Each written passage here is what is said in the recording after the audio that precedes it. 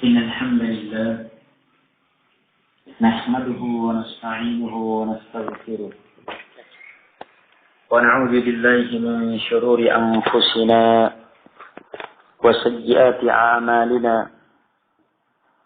من يهده الله فلا مضل له ومن يضلل فلا هادي له وأشهد أن لا إله إلا الله وحده لا شريك له وأشهد أن محمدا عبده ورسوله يا أيها الذين آمنوا اتقوا الله حق تقاته ولا تموتن إلا وأنتم مسلمون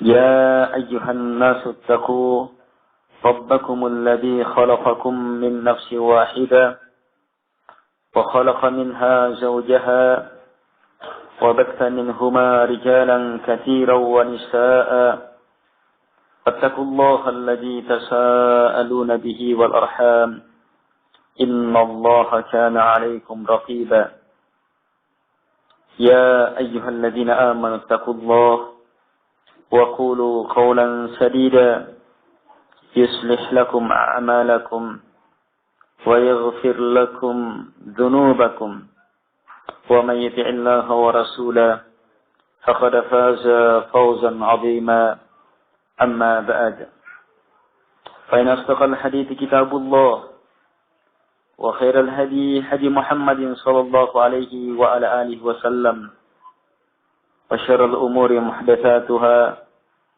وكل محدثة بدعة وكل بدعة ضلالة وكل ضلالة في النار. Jamaah yang dimuliakan oleh Allah Subhanahu wa taala. Kita bersyukur kepada Allah Subhanahu wa taala atas berbagai nikmat yang Allah Subhanahu wa taala limpahkan kepada kita. Atas berbagai keutamaan yang Allah Subhanahu wa taala anugerahkan kepada kita, yang tentunya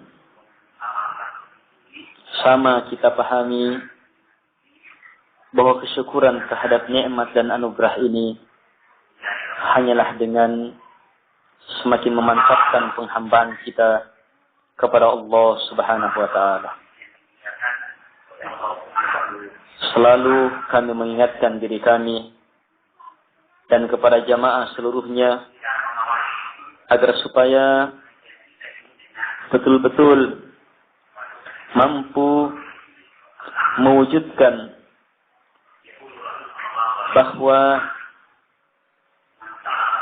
hakikat penghambaan dan hakikat kesyukuran itu adalah dua hal yang tidak akan mungkin bisa dilepas. Sebaliknya, waspada dan waspadalah akan tambahan demi tambahan dari Allah Subhanahu wa taala, tetapi tidak semakin mendekatkan kita kepada Allah Subhanahu wa taala. Jamaah yang dimuliakan oleh Allah Subhanahu wa taala. Di sore ini kami mengingatkan diri kami dan kepada jamaah akan firman Allah Subhanahu wa taala yang menjelaskan tentang banyak perkara penting sehubungan dengan penghambaan kepada Allah Subhanahu wa taala.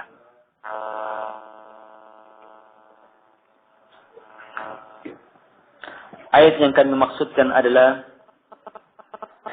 firman Allah Subhanahu wa taala, أعوذ بالله من الشيطان الرجيم أولئك الذين يدعون يبتغون إلى ربهم الوسيلة أيهم أقرب ويرجون رحمته ويخافون عذابه إن عذاب ربك كان محذورا. Allah Subhanahu wa taala berfirman, Ulaika, mereka itu adalah alladzina Yad'una, mereka adalah orang-orang yang menyeru, berdoa. Kepada siapa? Kepada yabtaghuna ila rabbihimul wasilah ayyuhum aqrab. Kepada mereka-mereka yang justru hanya mengharapkan kepada Allah Subhanahu wa taala wasilah, menempuh jalan yang Allah turunkan. Target mereka ayyuhum aqrab, siapa di antara mereka yang paling dekat di sisi Allah Subhanahu wa taala. Ditambah lagi wa yakhafuna adzabah, mereka takut terhadap wa yarjuna rahmatah, mereka mengharapkan rahmat Allah Subhanahu wa taala. Wa yakhafuna adzabah, dan mereka takut terhadap azab Allah Subhanahu wa taala. Inna adzaba rabbika kana mahdura, sungguh azab dari Tuhan kamu adalah sesuatu yang harus ditakuti. Ayat ini di dalamnya terdapat banyak ilmu yang sangat bermanfaat dan betul-betul kita perlukan dalam kehidupan kita.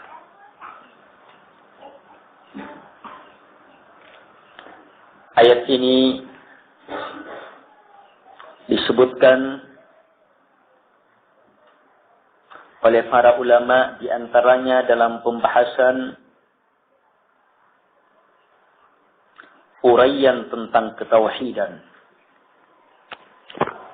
Pada ayat ini Allah Subhanahu wa taala menjelaskan bahwa orang-orang musyrik, ulaika, mereka itu, ini orang musyrik. Orang musyrik itu yad'una, berdoa, beribadah. Kepada siapa? Kepada mereka-mereka yang justru yabtaghuna ila rabbihimul wasilah. Berdoa dan memohon kepada mereka-mereka yang justru hanya mengharapkan apa yang ada di sisi Allah Subhanahu wa taala dan menempuh apa yang Allah Subhanahu wa taala turunkan sebagai sarana kepadanya. Lebih dari itu, mereka-mereka yang disembah ini ayyuhum aqrab, target mereka dalam ibadahnya kepada Allah adalah siapa yang paling dekat di sisi Allah.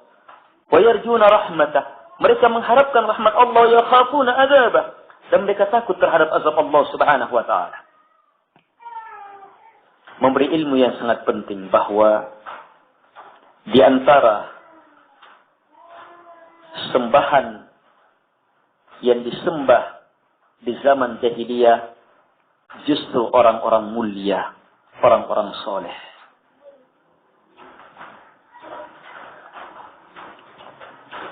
Ilmu ini sangat penting sebab banyaknya kesyirikan yang terjadi pada umat karena menganggap bahwa yang disembah itu hanyalah bebatuan, pepohonan, jin-jin, iblis yang tidak baik, atau minimal bebatuan dan pepohonan. Tidak. Dalam Al-Quran Allah menjelaskan kepada kita bahwa di antara yang disembah oleh orang musyrikin adalah orang-orang mulia di sisi Allah Subhanahu wa taala. Sampai-sampai Allah sifati mereka dengan sifat yabtaghuna ila rabbihimul wasilah ayyuhum aqrab, dan selanjutnya sifat yang sangat mulia. Ini sangat penting karena banyaknya tipuan di dalamnya.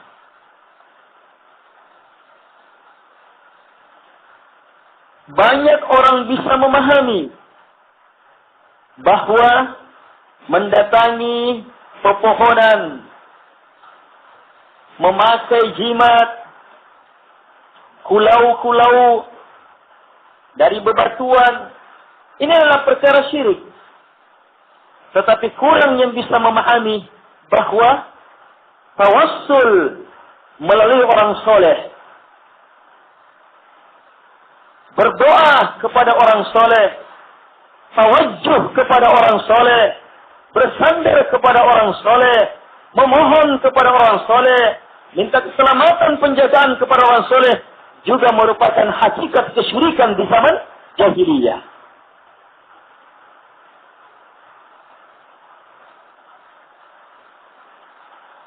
Padahal jamaah, awal kesyirikan yang terjadi di muka bumi justru melalui sikap berlebihan terhadap orang soleh itu. Masyarakat musyrik yang pertama adalah umat Nabi Nuh alaihi salatu wassalam. Ketika Nabi Nuh menyeru kepada umatnya, maka mereka menyatakan, la tadarunna alihatakum, wa la tadarunna wadda, wa la suwa'a, wa la yaghutha, wa ya'uqa, wa nasra. Katanya, jangan sekali-sekali kalian tinggalkan sembahan-sembahan kalian. Jangan kalian tinggalkan wadda, suwa'a, yaghutha, ya'uq, nasr. Jangan kalian tinggalkan. Jamaah tahu, nama-nama yang disebutkan ini adalah nama orang-orang soleh yang sudah menjadi sembahan.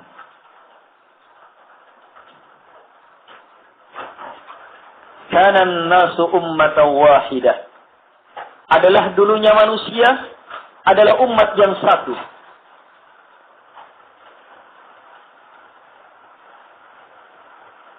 Sebutkan asyarah kurun, 10 abad.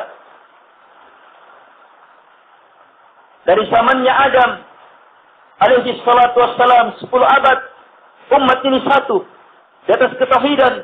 Tidak ada penyembahan kepada selain Allah Subhanahu wa taala.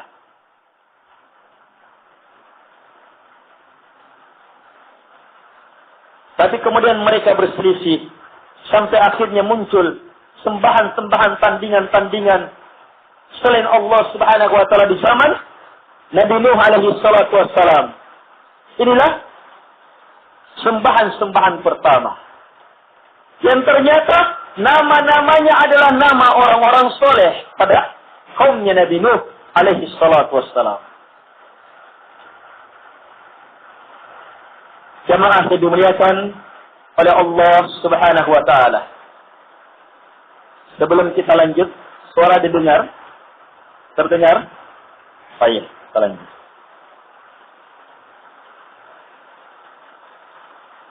Ayat ini tegas menyatakan kepada kita bahwa orang musyrikin menyembah orang-orang yang yabtaguna ila rabbihim. Menyembah orang-orang yang bersifat dengan sifat mulia. Lihat sifatnya. Yabtaguna ila rabbihim. Satu. Mereka betul-betul mengharap hanya kepada Allah. Lihat keikhlasannya. Yang mereka upayakan adalah al-wasilah. Jalan yang Allah turunkan melalui Nabi dan Rasulnya. Ini ittiba'nya mereka yang disembah di atas sunnah. Targetnya mereka dalam ibadahnya kepada Allah di atas sunnah, di atas wasilah yang Allah turunkan adalah ayyuhum aqrab. Siapa di antara mereka yang paling dekat di sisi Allah Subhanahu wa taala? Mendekat kepada Allah. Yang paling dekat kepada Allah. Ini pendorongnya adalah cinta. Ditambah lagi, wa yarjuna rahmatah. Mereka mengharap rahmat Allah Subhanahu wa taala. Ini kekuatan harapan mereka. Ditambah lagi, wa yakhafuna adzabah. Mereka takut akan azab Allah Subhanahu wa taala. Allah tegaskan, inna adzab rabbika kana mahdura. Sungguh azab Tuhan kamu adalah sesuatu yang harus ditakuti. Sempurna sifat mereka. Terpenuhi 2 syarat ibadah. Ikhlas kepada Allah di atas jalan yang Allah turunkan melalui Nabi dan Rasulnya. Kemudian mereka tegak dalam melakukan ibadah di atas 3 rukun ibadah. Cinta kepada Allah, mengharap hanya kepada Allah, dan takut kepada Allah Subhanahu wa taala. Ini keadaan orang-orang yang disembah.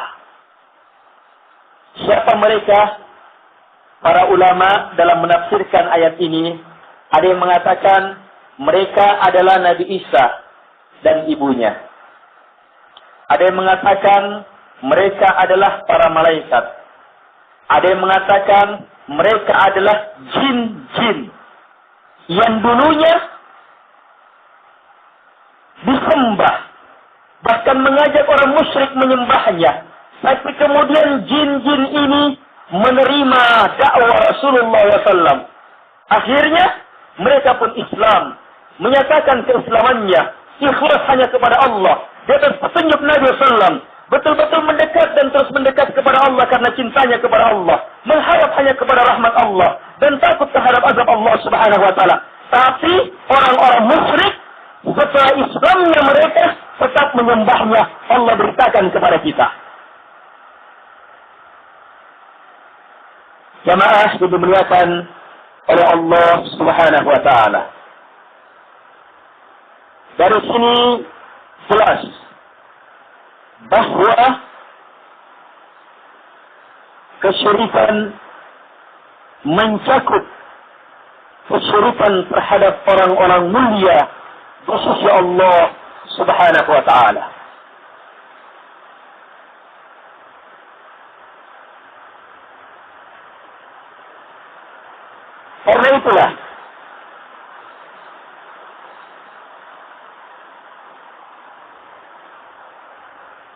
Karena itulah mengupayakan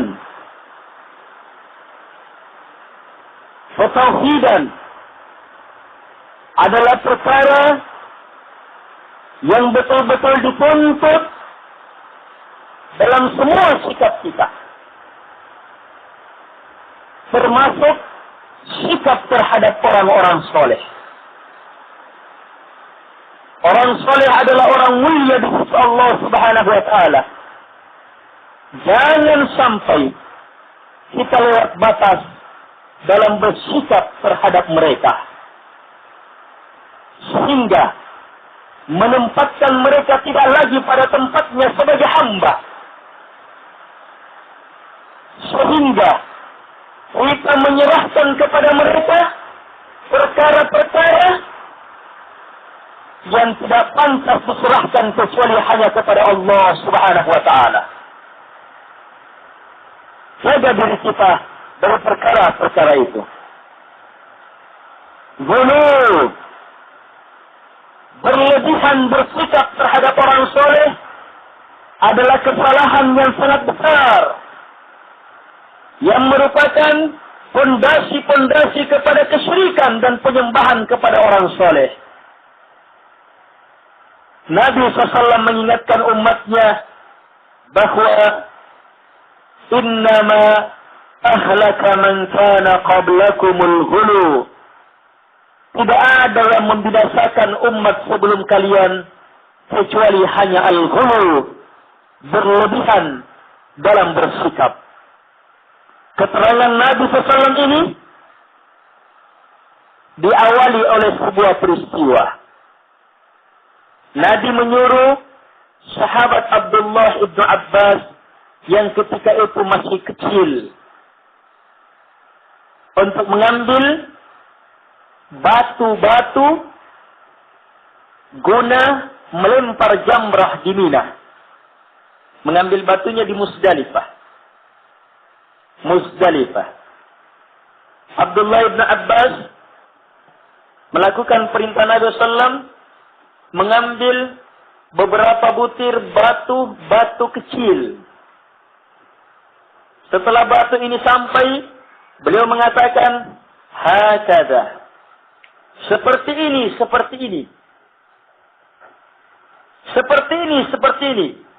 Kata Nabi SAW.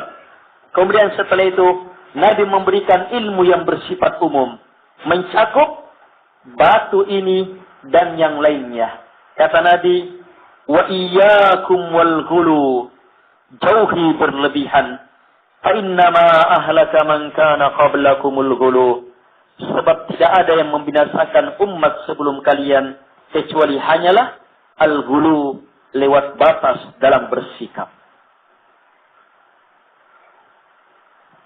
Contohnya tentang batu yang diambil untuk melempar jamrah. Keterangannya mencakup seluruh perkara agama. Tidak boleh hulu.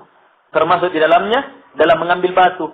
Kalau Nabi mencontohkan batu kecil, ya batu kecil saja. Tidak usah batu besar. Apalagi pakai sendal. Mentang-mentang karena mau melempar setan katanya. Jamaah yang dimuliakan oleh Allah Subhanahu wa taala. Benar, asal. Iya, disebutkan di antara asal sebab kenapa ada syariat melempar? Karena istri Ibrahim alaihi salatu wassalam melempar setan. Dan disebutkan ini. Tetapi kita melaksanakannya semata-mata karena petunjuk Rasulullah sallallahu alaihi wasallam. Ikhlas kepada Allah. Karena Nabi melakukannya, maka kita mendapatkan pahala atas perwujudan pelaksanaan ini. Jamaah yang dimuliakan oleh Allah Subhanahu wa taala.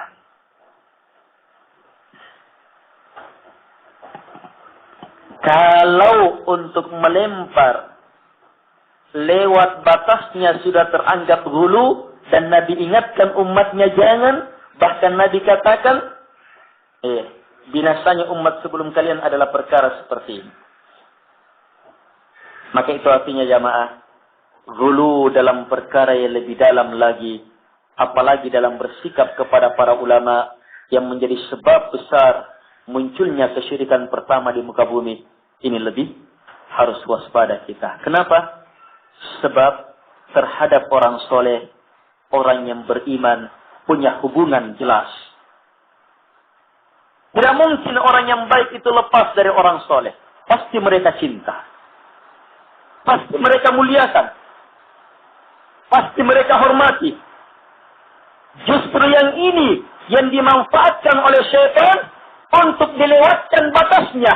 Kalau kita tidak pandai-pandai menjaganya. Hormati mereka. Muliakan mereka. Cintai mereka. Tetapi di atas ilmu. Di atas rel, di atas jalur. Dan sangat mudah orang tergelincir dalam perkara-perkara ini ketika lepas dari ilmu, hanya sekedar memainkan perasaan. Jamaah ini dimuliakan oleh Allah Subhanahu wa taala.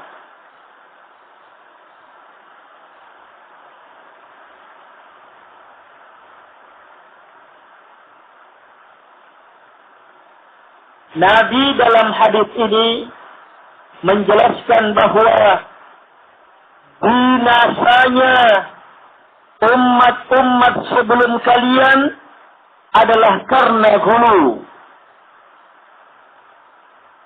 Sementara di antara bentuk ghulu yang paling nampak pada orang Yahudi dan Nasara adalah ghulu dalam bersikap terhadap orang-orang saleh mereka, terhadap para nabi dan rasul mereka.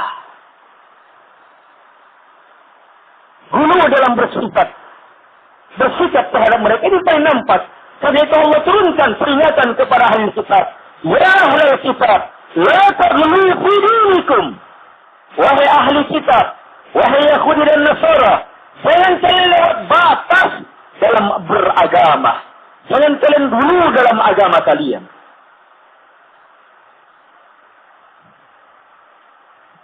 Ingat, Nabi telah ingatkan umatnya bahwa umatnya pasti dan pasti akan mengikuti sunnah-sunnahnya orang-orang sebelum mereka.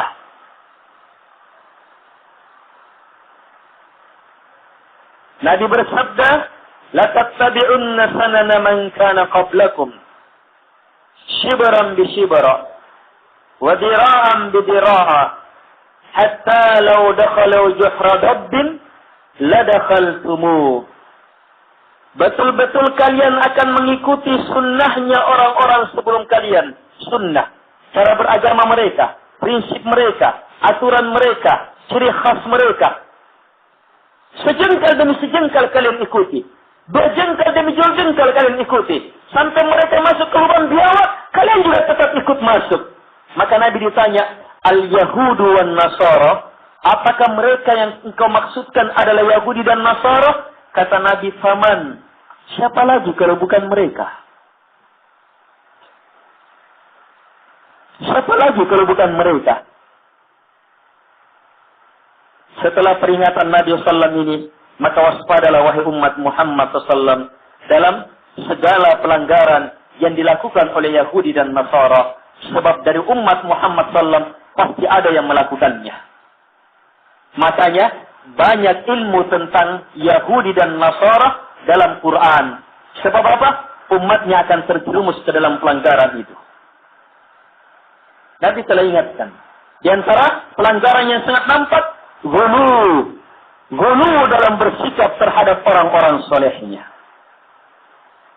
Lihatlah jamaah, bagaimana keadaan sebahagian kaum muslimin terhadap kuburannya Nabi. Bagaimana keadaan sebagian kaum muslimin terhadap kuburannya orang-orang soleh, para ulama. Bagaimana keadaan sebagian kaum muslimin terhadap kuburannya Imam Lapeo di tempat kita misalnya.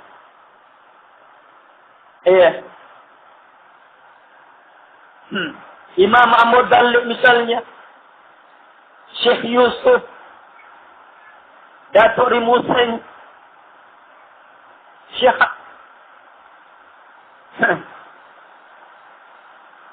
Abdul Qadir. Ya ada. Bagaimana sikapnya kaum muslimin terhadap kuburan Sunan Ampel di Surabaya, Sunan Giri, dan beberapa tokoh-tokoh yang dikenal sebagai tokoh agama. Bahkan bukan tokoh agama.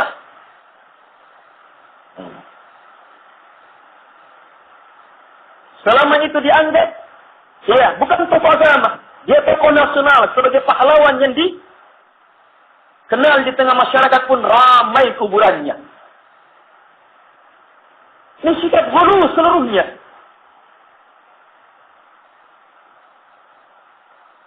Pelatih dan pemain PSM perlu datang ke kuburannya Ramang untuk mendapatkan berkah supaya menang. Coba lihat. Ya, sudah sampai seperti itu. Pemimpin-pemimpin yang mau menjadi pemimpin rakyat Indonesia, harus datang ke kuburannya.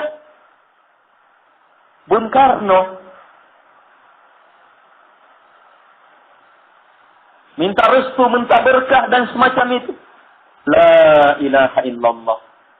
Sampai anak-anak yang mau lulus ujian datang ke kuburannya Gus Dur.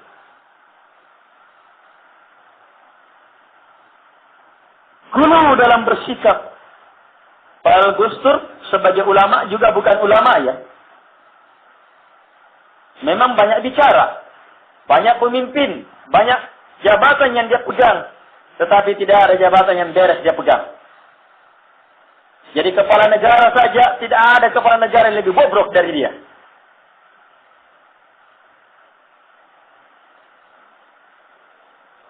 Buta hati, buta mata. Tapi bersamanya itu, lihat orang-orang untuk lulus ujian, anak-anak SMP datang ke kuburannya, ramai itu kuburannya.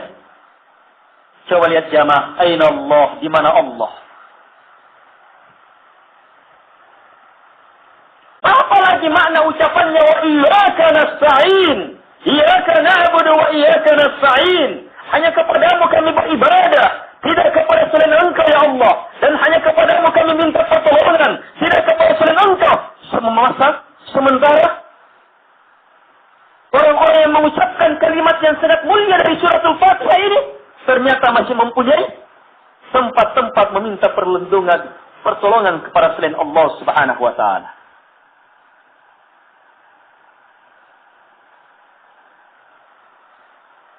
Semuanya berhubungan dengan kesolehan. Terserah apakah dia betul-betul orang soleh atau tidak soleh. Yang jelas karena dianggap soleh. Berhubungan dengan kesolehan. Ini sangat erat sangat kuat dalam menarik seseorang untuk sesat. Sebab orang yang mempercayai kesolehan seseorang itu pasti punya ikatan batin kepadanya. Ikatan inilah kalau orang bersikap terhadap orang soleh tanpa ilmu, sekedar perasaan, ini dimanfaatkan oleh syaitan. Ini dimanfaatkan oleh syaitan. Lihat jamaah, bagaimana Nabi SAW mendidik para sahabatnya agar supaya betul-betul bersikap benar terhadap orang soleh. Suatu hari Nabi datang kepada para sahabat yang sementara duduk-duduk, maka mereka bangkit berdiri menyambut Nabi SAW. Tidak ada orang yang lebih pantas kita bangun untuk bangkit berdiri kepadanya kalau ini dibenarkan kecuali Nabi Muhammad SAW. Tapi bersamaan dengan itu, Nabi marah atas penghormatan ini.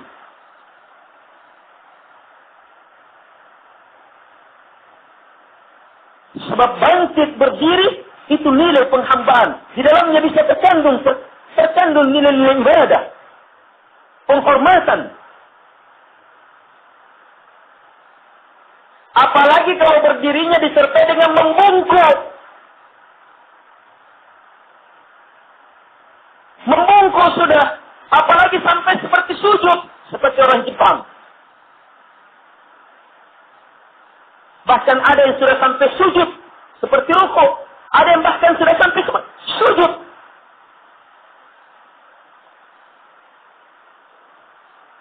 Sementara ibadah yang paling besar dalam Islam, ibadah solat.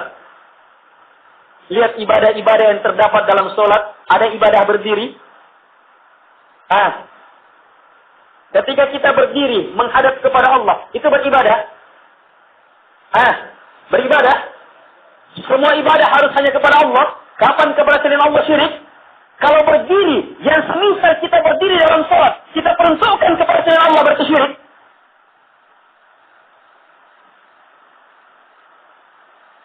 Apalagi kalau sampai merunduk sudah. Jamaah yang dimuliakan oleh Allah Subhanahu wa taala.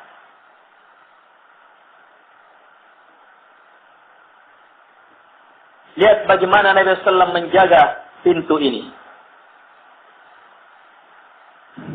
Pernah datang sekelompok masyarakat bertamu kepada Rasulullah SAW, memuji dan memuji Nabi. Engkau adalah anak sayyidnya kami, engkau adalah yang termulianya kami, anak yang termulianya kami, engkau pujian-pujian kepada Nabi SAW. Nabi sangat pantas mendapatkan pujian itu. Tapi bersama dengan itu, apa kata Nabi? Ucapkan ucapan kalian dan jangan sampai syaitan menggelincirkan kalian.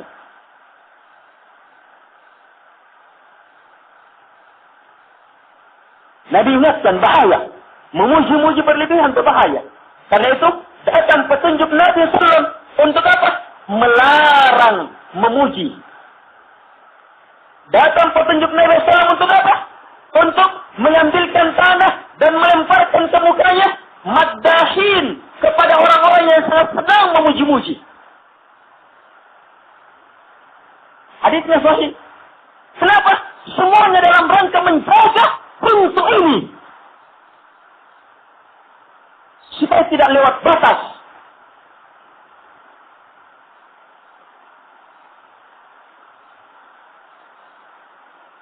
Nabi SAW bersabda, La tutruni kama atratin nasara Isa bin Maryam. Innama ana abdun faqulu abdallahi wa rasuluh. Abdallahi wa rasulah.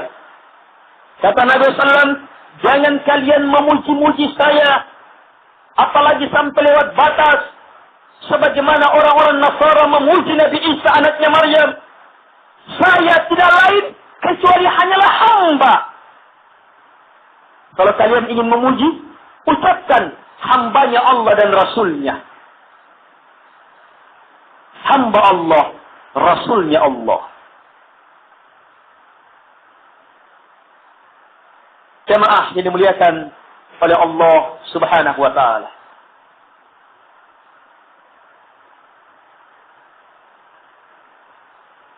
Nabi SAW langsung mempraktikkan penjagaan ini terhadap dirinya. Karena itu bagaimanapun hebatnya para sahabat memuji Nabi, memuliakan Nabi, tetap tidak ada yang lewat batas. Kalaupun ada yang sedikit, maka tertuntun.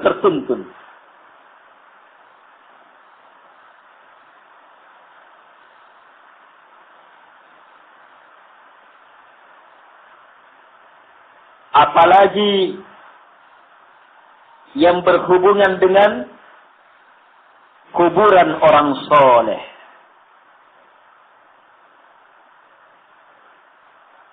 Nabi SAW betul-betul mewanti-wanti perkara ini.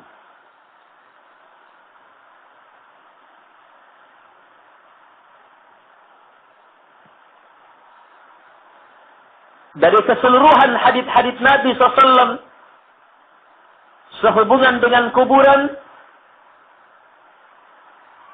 Nabi di antara petunjuk Nabi SAW, Nabi memberi petunjuk, jangan kalian menjadikan rumah-rumah kalian seperti kuburan. Ini petunjuk umum. Karena kuburan tidak dibacakan padanya ayat-ayat Al-Quran. Pada rumahlah dibacakan ayat-ayat Al-Quran. Kata Nabi, jangan kalian jadikan rumah kalian seperti kuburan. Yang tidak ada orang sholat di situ. Yang tidak jadikan tempat ibadah. Yang tidak ada bacaan Quran padanya. Sebagaimana kuburan. Tidak boleh sholat. Tidak boleh membaca-baca di situ.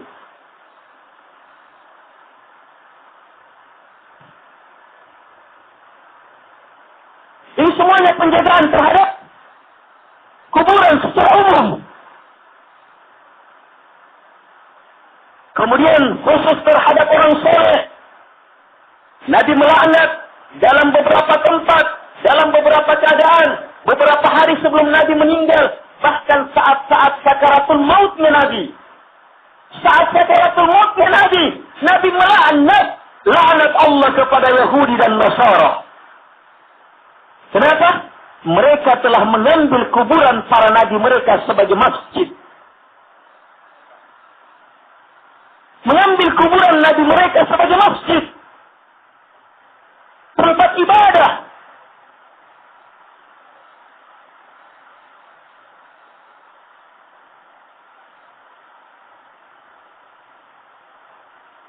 Ini ilmu sebelum meninggal, beberapa hari sebelum meninggal, dan pada saat sakaratul maut. Nabi ingatkan ini, dan Nabi melaknat. Kemudian datang keterangan pula, Nabi melarang, Nabi tegaskan, wa ana anhaakum an dzalik, dan saya larang kalian akan perbuatan itu. Nabi tegaskan larangannya. Kemudian datang pula keterangan Nabi, la taj'al qabri ida, jangan kalian jadikan kuburanku sebagai id. Langsung Nabi sebutkan kuburannya. Setelah Nabi sebutkan, marahnya, laknatnya Nabi Allah kepada orang Yahudi dan Nasara yang menjadikan kuburan Nabi mereka sebagai masjid. Kemudian Nabi khususkan kuburannya, jangan kalian jadikan kuburanku sebagai id. Kuburan dijadikan sebagai id artinya apa? Ada waktu tertentu mendatanginya. Id artinya berulang. Berulang. Rutin.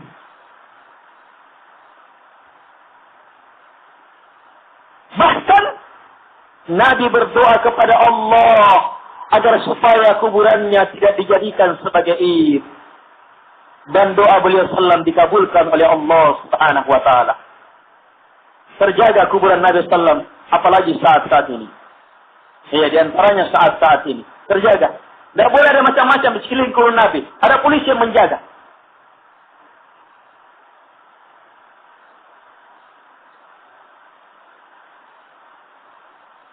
Jamaah yang dimuliakan oleh Allah Subhanahu wa taala.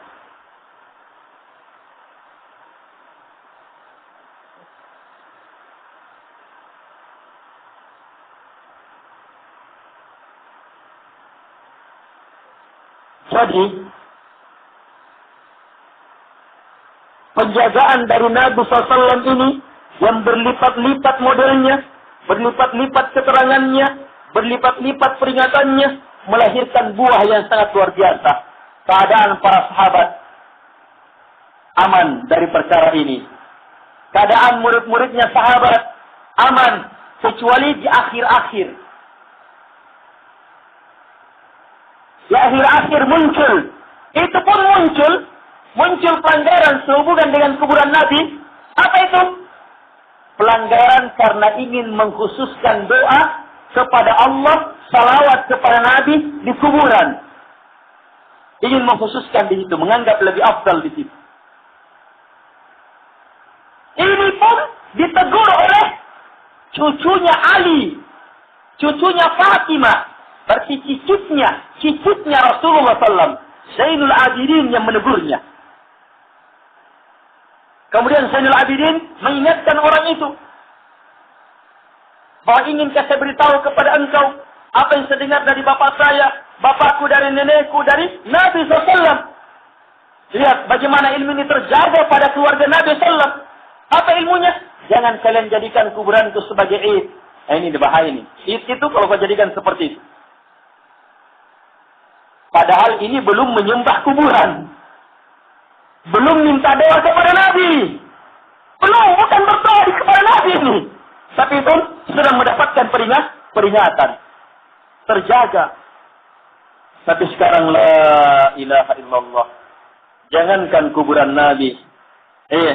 Kuburan orang-orang soleh pun luar biasa ramainya. Bahkan jangankan kuburan orang soleh, orang-orang jahat pun ramai.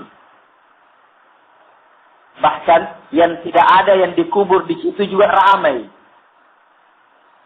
Karena sudah terlanjur dianggap sebagai sesuatu yang bisa mendatangkan berkah dan yang semacam ini. Tidak ada yang dikubur di situ. Jamaah yang dimuliakan oleh Allah Subhanahu wa taala.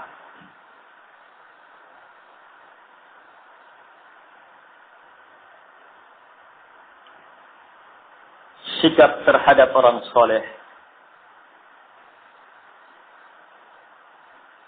harus dilandasi di atas ilmu. Memuliakan mereka di atas ilmu karena Allah. Menghormati mereka di atas ilmu karena Allah. Terutama Rasulullah SAW. Penghormatan dan pemuliaan kita kepada beliau SAW sungguh betul-betul merupakan kemuliaan-kemuliaan dalam beragama. Sampai-sampai Nabi SAW mengatakan, La yu'minu ahadukum hatta akuna ahabba ilaih min waladihi wa walidihi wan nasi ajma'in. Tidak beriman salah seorang dari kalian sampai saya yang paling dia cintai mengalahkan cintanya kepada anak-anaknya, kepada kedua orang tuanya, bahkan kepada manusia seluruhnya. Baru benar dan sempurna iman kalau Nabi yang paling kita cintai. Jadi cinta kepada beliau sallam itu betul-betul tuntutan agama. Kewajiban besar dalam agama. Ukuran kesempurnaan iman. Tapi ingat, dengan ilmu. Bukan dengan perasaan semata. Apalagi kalau hanya sekedar ikut-ikutan.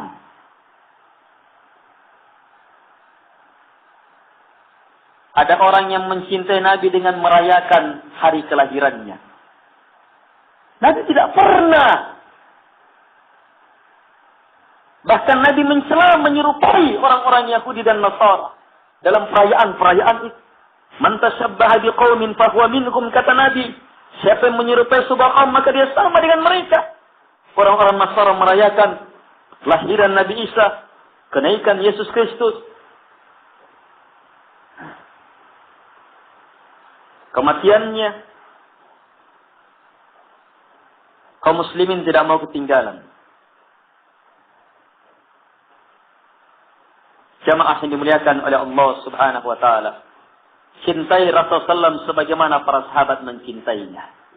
Tidak ada kelompok manusia yang paling sempurna dalam mencintai Nabi SAW yang mengalahkan bagaimana para sahabat mencintai Rasulullah SAW. Mereka ingin hidup dan mati mereka betul-betul dalam rangka membela apa yang dibawa oleh Rasulullah SAW. Pernyataan cinta mereka kepada Nabi SAW diwujudkan dengan apa? Menerima sepenuhnya apa yang datang dari Rasulullah SAW. Sebagaimana firman Allah Subhanahu wa taala, "Qul in kuntum tuhibbunallah fattabi'uni yuhibbukumullah wa yaghfir lakum dzunubakum wallahu ghafurur rahim." Sampaikan ya Muhammad kepada umat, jika kalian cinta kepada Allah, maka ikuti saya, kata Rasulullah, perintah dari Allah. Ikuti saya. Maka apa? Yuhibbukumullah, Allah akan cintai kalian. Wa yaghfir lakum dzunubakum, Allah akan ampuni dosa-dosa kalian. Wallahu ghafurur rahim. Allah Maha memberikan ampunan lagi Maha merahmati. Caranya fattabi'uni, kata Nabi. Ikuti saya. Ikuti ilmu. Ikuti keyakinan. Ikuti amalan. Ikuti kesabaran. Hidup dan matilah di atas apa yang dibawa oleh Rasulullah sallallahu alaihi wasallam. Jamaah yang dimuliakan oleh Allah Subhanahu wa taala.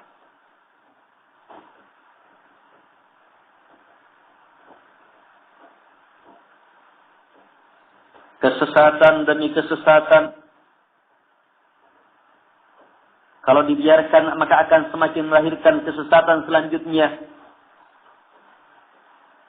Setelah banyaknya orang yang merayakan maulidnya Nabi, maka berentet muncul perayaan-perayaan maulidnya tokoh-tokoh besar dalam Islam. Sekarang dikenal dengan nama khaul.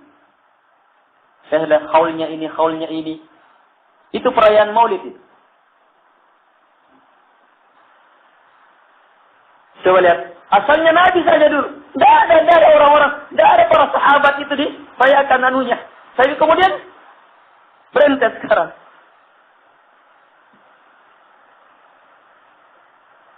Sampai akhirnya penyerupaan terhadap Yahudi dan Nasara ini berentet kepada apa? Perayaan ulang tahun juga. Itu perayaan kelahiran juga itu. Sama anak-anak.